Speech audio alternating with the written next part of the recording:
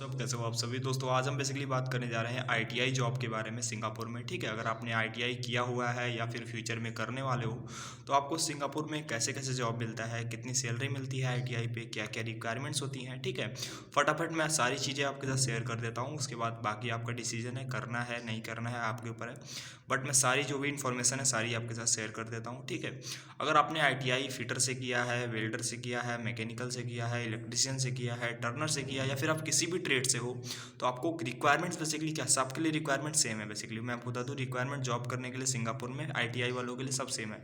बस कुछ रिक्वायरमेंट्स हैं जो डिफरेंट है, जो मैं आपके साथ अभी शेयर करूँगा। सैलरी में थोड़ी चेंजिंग होती है तो वही मैं आपके साथ शेयर कर दूंगा, क्या क्या सैलरी, कितना कितना सैलरी मिल जाता है अगर आपने आईटीआई से स्टेट से किया हुआ है तो सबसे पहले मैं आपको रिक्वायरमेंट बताता हूँ, उसके बाद हम सैलरी की बात करेंगे और अप्लाई प्रोसेस भी हम लास्ट में बात करेंगे। ठीक है, तो अगर हम बात करें रिक्वायरमेंट्स की, तो अगर आपने आईटीआई किया हुआ है तो आईटीआई करने के बाद आप कहीं ना कहीं से एक्सपीरियंस ले लो। ठीक है, एक्सपीरियंस मोस्ट इंपॉर्टेंट है। अगर आपने इंडिया में आईटीआई करके डायरेक्ट डायरेक्ट आपने सपोज करो आपने अभी कंप्लीट किया कोर्स, ठीक है, और उसके बाद से आप डायरेक्ट जॉब के लिए अप्लाई करते हो तो जॉब मिलने में दिक्कत होती है। बट अगर आप एक्सपीरियंसड हो तो आपको वीज़ा आसानी से मिल जाता है और जॉब के चांसेस काफ़ी ज़्यादा बढ़ जाते हैं मिलने के। ठीक है, तो सेकंड चीज़, अगर आपने आईटीआई किया हुआ है, ठीक है, तो आईटीआई के बाद एक्सपीरियंस तो ज़रूरी है, और साथ साथ आप अपना मेडिकल जो है, जैसे कि आपका जो शरीर में अगर कोई भी बीमारी हो या फिर किसी भी बीमारी से आप पीड़ित हो तो उसको तुरंत ठीक करवा लो।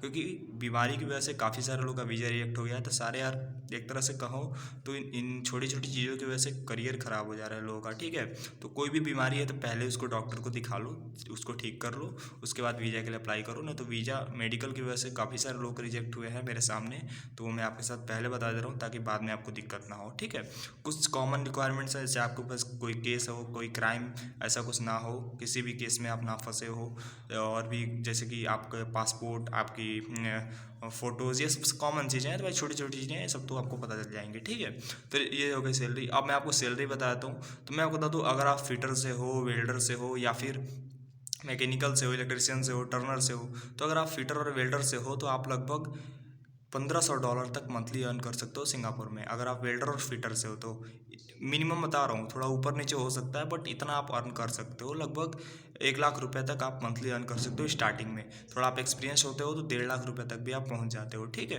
अगर आप मैकेनिकल से हो तो मैकेनिकल की सबसे ज़्यादा सैलरी होती है सिंगापुर में। तो मैकेनिकल ट्रेड बेस्ट है आपके लिए, तो मैकेनिकल से करो, इलेक्ट्रिशियन से करो, इसका भी सैलरी 1-1.5 लाख रुपए स्टार्टिंग में ही मिलता है। ठीक है, तो इलेक्ट्रिशियन और मैकेनिकल ये दोनों बेस्ट है, और टर्नर भी बेस्ट है। टर्नर से भी आप अच्छे, मैंने वीडियोस बनाई हुई हैं चैनल पे तो आप चेकआउट कर सकते हो। Bye bye. अगर आप अप्लाई करना चाहते हो तो 2 तरीक़ों से कर सकते हो, क्लाइंट के थ्रू करना। ठीक है, आप ऑनलाइन करोगे तो फ्रॉड में फंस जाओगे, तो क्लाइंट के थ्रू करो, क्लाइंट आपको सारी चीज़ें बता देगा। नहीं तो अगर आपको कोई पहले से रहता है सिंगापुर में तो उससे कॉन्टैक्ट करके सारी डिटेल आप ले सकते हो। तो बाय बाय, फिर मिलते हैं नेक्स्ट वीडियो में।